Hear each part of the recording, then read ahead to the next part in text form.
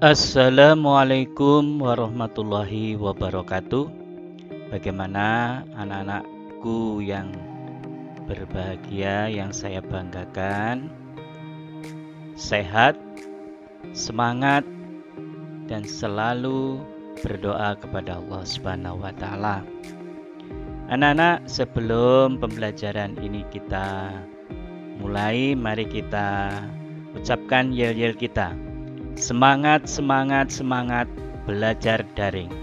Oke, sekarang kita lanjut pembelajaran kita, yaitu tema 1 subtema 3, pembelajaran 5 dan 6, daur hidup hewan, poster, dan saran. Sebelum dimulai, mari kita baca basmalah bersama-sama. Bismillahirrahmanirrahim. Ayo kita mengamati beberapa hal yang bisa diamati. Perhatikan gambar daur hidup katak berikut. Selain kupu-kupu, katak juga memiliki 4 tahapan daur hidup seperti kupu-kupu. Ya, perhatikan. Yang pertama adalah telur. Dari telur maka akan berubah menjadi, ini apa ini namanya? Berudu atau kecebong. Dari telur menjadi kecebong. Lalu dari kecebong menjadi, apa ini? Kok ada bentuknya seperti ini? Ini adalah katak berekor. Setelah dari katak berekor, maka berubah menjadi katak dewasa. Nah, dari katak dewasa dia akan bertelur lagi. Nah, ini dinamakan daur hidup, ya. Mulai dari telur, berudu, katak muda sampai katak dewasa. Katak mengalami perubahan bentuk yang sangat berbeda. Ini juga dinamakan sebagai metamorfosis. Nah, kalau ada 4 perbedaan dalam perkembangannya, maka dikatakan sebagai metamorfosis sempurna. Nah, seperti kupu-kupu. Daur hidup katak dimulai dari telur. Telur berubah menjadi berudu, berudu berubah menjadi katak muda yang memiliki ekor. Katak muda berkembang menjadi katak dewasa. Nah, ini nanti bisa kalian baca sendiri. Kalau penjelasan yang awal tadi belum bisa dimengerti anak-anak, ya, kalian bisa baca ini. Maka saya tuliskan di sini. Tadi sudah saya jelaskan terlebih dahulu.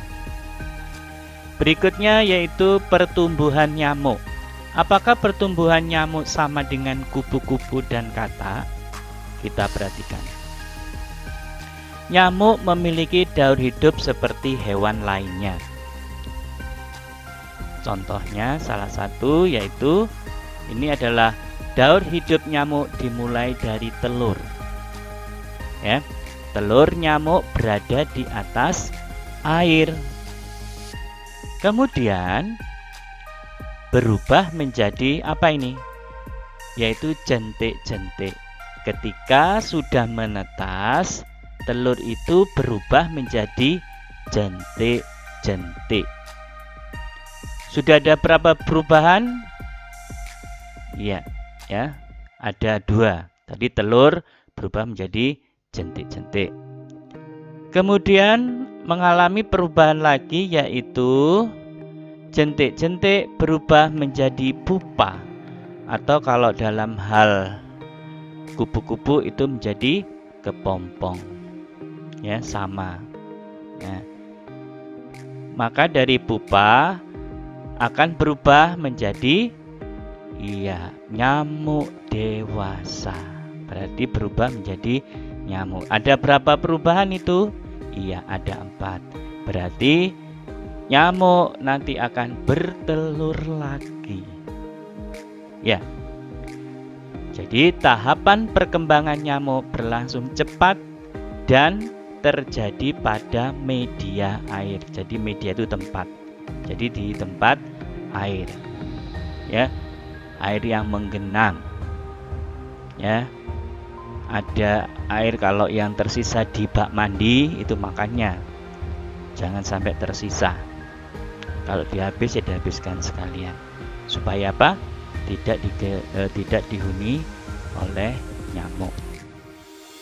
Nah, jadi nyamuk ini mengalami perubahan bentuk. Maka dikatakan sebagai metamorfosis sempurna. Nyamuk juga dikatakan hewan serangga seperti kupu-kupu. Beberapa nyamuk ini dapat menyebar penyakit yang mematikan. Nah, contoh penyakit yang ditularkan nyamuk adalah demam berdarah. Penyakit demam berdarah dapat mengakibatkan kematian. Selain demam berdarah, banyak lagi penyakit lain yang ditularkan nyamuk. Contohnya yaitu malaria. Jadi nyamuk malaria. Tapi kalau nyamuk demam berdarah itu namanya Aedes aegypti. Ya, Aedes aegypti itu adalah jenis nyamuk demam berdarah. Salah satu penyebab perkembangan nyamuk itu adalah banyaknya genangan air, ya. Membersihkan lingkungan serta membuang benda-benda yang sudah tidak terpakai supaya tidak menjadi tempat perkembangbiakan nyamuk. Kalau ada kaleng ya sudah ditimbun, ya, dikubur, atau ada benda-benda apa itu yang mempunyai ruang itu dibalik, ya, supaya tidak dihuni oleh nyamuk. Oleh karena itu, mari kita bersama-sama mengingatkan masyarakat agar menjadi lingkungan yang bersih. Maka diadakan yang namanya poster. Nah, kita untuk poster ini adalah salah satu, ya, untuk menghimbau masyarakat agar menjaga lingkungan di sekitar tempat tinggalnya masing-masing, ya, lingkungan rumahnya masing-masing. Baik, sekarang apa sih itu poster, ya nak, ya? Poster. Nah, seperti ini. Ini salah satu contoh poster. Perilaku hidup bersih dan sehat, pangkal rumah tangga sehat. Nah, jadikan perilaku hidup bersih dan sehat sebagai gaya hidup. Nah, ini adalah sebuah poster. Nah, poster itu apa? Poster itu adalah karya seni atau desain grafis yang membuat komposisi gambar dan huruf di atas kertas berukuran besar atau kecil. Cirinya yaitu berukuran besar, seperti baleho, ya, seperti spanduk dan lain sebagainya, ya. Kenapa kok dibuat besar? Supaya lebih mudah dibaca orang banyak. Oke. Kemudian yang kedua, mengandung unsur-unsur warna yang mencolok. Jadi warna-warnanya itu yang tajam. Berisikan kalimat-kalimat yang cukup singkat, jelas dan mudah dimengerti pembaca. Jadi ini ciri-cirinya, ya. Jadi singkat, jelas, mudah terbaca oleh siapapun yang membaca. Nih. Sekarang tujuannya apa? Tujuannya yaitu untuk memberikan informasi, mengajak dan menghimbau banyak orang melakukan sesuatu seperti apa yang digambarkan atau dituliskan pada poster tersebut. Ya, sekarang itu banyak sekali poster-poster yang dipajang atau dipasang di jalan-jalan atau di tepi-tepi jalan. Kadang ada yang ditempel di mana itu? Tiang listrik, di pepohonan. Tapi kalau di pepohonan tidak boleh karena bisa merusak, ya, pohon tersebut, ya, dengan cara dipakus biasanya. Oke, itu adalah poster. Menjaga kebersihan lingkungan adalah tugas kita semua. Kita harus saling mengingatkan untuk selalu menjaga kebersihan lingkungan. Menjaga kebersihan lingkungan perlu dilakukan agar dapat hidup nyaman dan sehat. Tentunya anak-anak pengennya kan sehat, nyaman, tidak ada kendala ya yang bermacam-macam. Jadi jauh-jauh dari penyakit. Namun, menyampaikan pesan harus dilakukan dengan sikap yang baik dan bahasa yang santun ya. Tidak boleh mentang-mentang menjadi petugas ya, ada yang melanggar dibentak-bentak seperti itu, tidak boleh ya. Diberi himbauan ya, menggunakan kata-kata yang santun, yang sopan gitu. Nah, sekarang perhatikan gambar yang berikut ini. Ini adalah sebuah gambar rumah sakit, di mana rumah sakit ini adalah banyak orang-orang yang mengidap atau terserang penyakit demam berdarah yang disebabkan oleh nyamuk tadi ya. Karena nyamuk itu senang tinggal di air yang tergenang. Nyamuk berkembang biak di media air. Ini saya lanjutkan lagi ya. Ini sudah yang tadi, supaya ini saya tulis, sengaja saya tulis supaya kalian nanti bisa membacanya sendiri ya. Nah ini, sekali bertelur, nyamuk itu bisa menghasilkan ratusan telur. Nah makanya kalau ada bak mandi itu sering dikuras, diganti. Kalau sudah ada jentik-jentiknya ya seperti uget-uget niku ya. Kalau bahasa Jawa uget-ugetnya itu segera dibuang, diganti dengan air yang baru. Jadi makanya jagalah lingkungan ya, dan penampungan air itu di sekitarmu agar tidak dijadikan tempat berkembang biak nyamuk. Ya, selalu jaga kesehatan ya anak-anak. Oke, baik. Sekarang kita lanjutkan. Nah, ini perhatikan. Si Dayu ini digoda oleh si Dayu diganggu oleh si Doni ya. Doni ini membawa katak. Nah, ini ya, kataknya berwarna hijau. Aduh. Merasa takut ya. Akhirnya si Dayu berlari dikejar Dani dengan membawa seekor katak yang di tangannya. Semua orang itu memang memiliki keberanian yang berbeda-beda ya. Kita harus menghargai perbedaan itu. Dan juga pula yaitu kalau ada teman kita yang takut, tidak berani dengan hewan atau dengan tumbuhan apa, itu juga kita harus bisa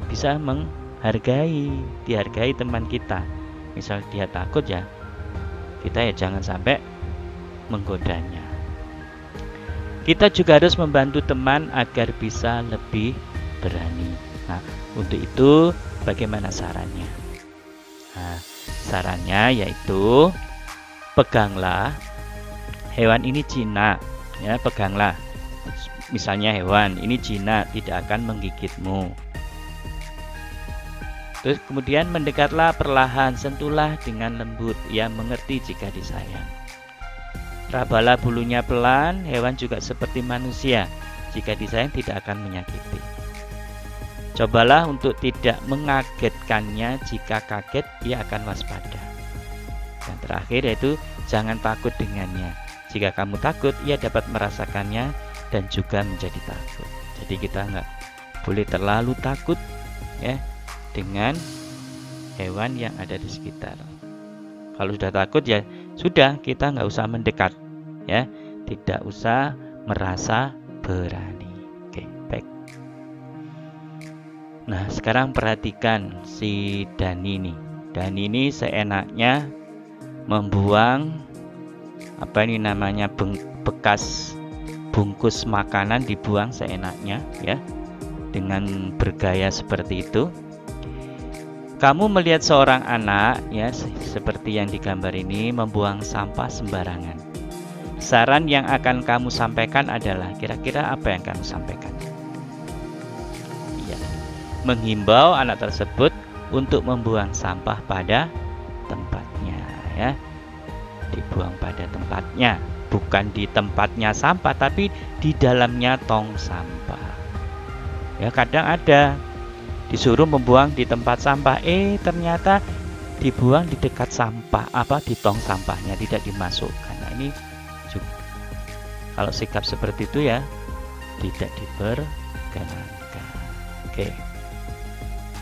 Kemudian nih perhatikan, di lingkungan rumah ada lalat, ada nyamuk, ya. Begitu kotor, tong sampah berserakan, ya. Di teras rumahnya banyak sampah belum dibersihkan, ya. Nah, kalau hal seperti ini ada di lingkungan kita, maka sebaiknya saran kita adalah apa sarannya? Ya, menghimbau warga untuk menimbun sampah. Maksudnya menimbun sampah itu sampahnya itu dibakar atau ditimbun, ya. Kita buat lubang, kemudian dimasukkan ke lubang tersebut, terus ditimbun dengan tanah, ya. Kalau menimbun sampah biasanya dibakar, tapi nggak boleh sebenarnya, ya, sampah dibakar itu karena mengandung bisa mengakibatkan polusi udara. Kaleng yang berisi air akan dijadikan sarang nyamuk sehingga dapat menimbulkan penyakit demam berdarah, ya. Ya, kaleng bekas berisi air hujan, nah ini kan nggak boleh seperti itu, ya. Ini sarannya. Kalian boleh memberikan saran, tidak harus seperti pada kalimat ini, ya. Kalau saran itu kan bebas. Baik, kita lanjutkan lagi.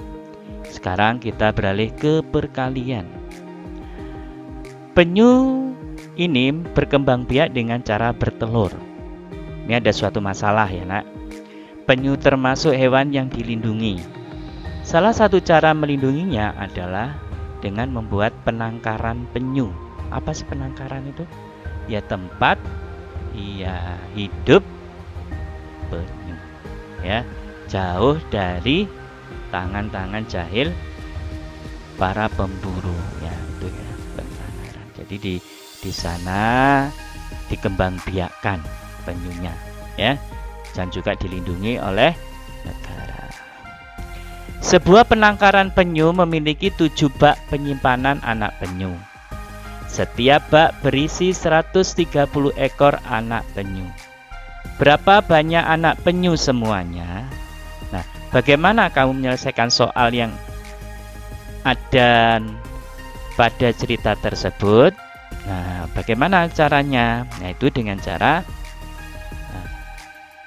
kita harus menuliskan dulu, yaitu kalimat matematikanya. Masih ingat dengan penjumlahan berulang? Kalau ada 7 bak, nah setiap bak isinya 130, maka yang ditulis dulu adalah kalimat matematikanya, ya, angka 7, ya. Baru kemudian dikali dengan 130. Nah, 7 kali 130 itu sama dengan berapa? Tereng, kosong. Nah, jadi 130, ya, dibalik kalau untuk mengalihkan dengan cara ini, bersusun. 130 dikali 7. Mana yang harus kita lakukan terlebih dahulu? Yaitu bagian satuan. Setelah satuan, puluhan, setelah puluhan, ratusan. Oke, yang satuannya 130, yang satuannya berapa? 0. Puluhannya berapa? 3. Ratusannya 1. Kita mulai dari satuan dulu. 0 dikali 7 sama dengan berapa? 0. Masih ingat, ya? Semua bilangan dikalikan 0, hasilnya 0. Kemudian 3 dikali 7 berapa? Ya, 21. Nah, Seharusnya kan yang ditulis di sana kan satu angka, tidak boleh dua angka. Makanya 21 yang ditulis adalah bagian satuannya, yaitu 1. Nah, duanya diletakkan di mana? Duanya diletakkan di angka 1. Disimpan. Ya, jangan dibuang tapi harus disimpan. Kemudian langkah berikutnya 1, nah itu dikali 7 sama dengan berapa 1 kali 7? Masih ingat? Setiap bilangan dikalikan 1 hasilnya ya bilangan itu sendiri. Ya, pinter. Ada 7. Nah, ini belum berakhir. Nah, 7 tadi ada simpanan 2, maka 7 harus ditambah 2 sama dengan berapa? 9. Nah, ya. Jadi 7 dikali 130 sama dengan 910. Ya. Jadi banyak anak penyu semuanya adalah 910 ekor anak penyu. Nah, ini tadi Pak Adi lupa untuk menuliskan kata jadinya ya. Di sini nak ya caranya. Berapa banyak anak penyu semuanya?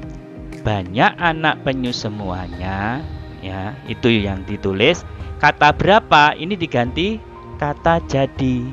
Jadi banyak anak penyu semuanya adalah titik. Gitu ya sayang. Oke. Untuk memantapkan anak-anak untuk perkalian, nah ini sudah saya siapkan menyelesaikan soal-soal berikut ini. Ini sebagai tugas kalian untuk belajar di rumah, ya. Nanti kalian juga harus ini dikerjakan ya, tugas di rumah dikerjakan di buku PS tematik, ya, di buku PS tematik. Dikerjakan, kalau sudah selesai dikumpulkan seperti biasa. Kalau tugas seperti ini itu nanti dikirim melalui WA, Wapri, di Japri Pak Adi ya. Siapa yang sudah selesai maka pekerjaan ini langsung saya beri nilai. Nah, anak-anak, tugas-tugas kalian ya, mulai dari kemarin, mulai dari awal sampai ini, itu nilai kalian sudah ada semuanya ya, sudah saya rekap semuanya. Jadi nilai-nilai inilah yang akan membantu ya anak-anak yang bagi nilainya yang kurang nanti pada saat penghitungan nilai yang terakhir. Jadi tidak ada yang namanya remedi. Jadi saya ambilkan nilai yang kalian dapatkan dari WA itu ya. Oke. Jadi kalian harus benar-benar mengerjakan dengan benar, betul-betul ya. Jadi harus benar ya. Kalau belum tahu bisa minta bantuan orang tua, bukan minta jawabannya ya. Masih ingat ya? Jadi mengalihkan itu harus dimulai dari angka satuan dulu, kemudian puluhan, kemudian ratusan. Kalau ini angka ratusan. Oke, bagaimana anak-anak? Ya, baiklah. Ya, semoga kalian selalu tetap semangat. Ya, jangan mudah putus asa. Pembelajaran hari ini sudah tuntas untuk subtema 3 ya. Nanti semoga bermanfaat ya. Saya lanjutkan ya. Nanti setelah pembelajaran ini sudah kalian simak, kalian buat belajar untuk persiapan Latso di hari Rabu, yaitu Latso tema 1 subtema 3. jaga sholat dan mengaji kita ya anak-anak. Jangan sampai dilupakan, jangan sampai ditinggalkan. Ini harus selalu dilakukan setiap saat ya.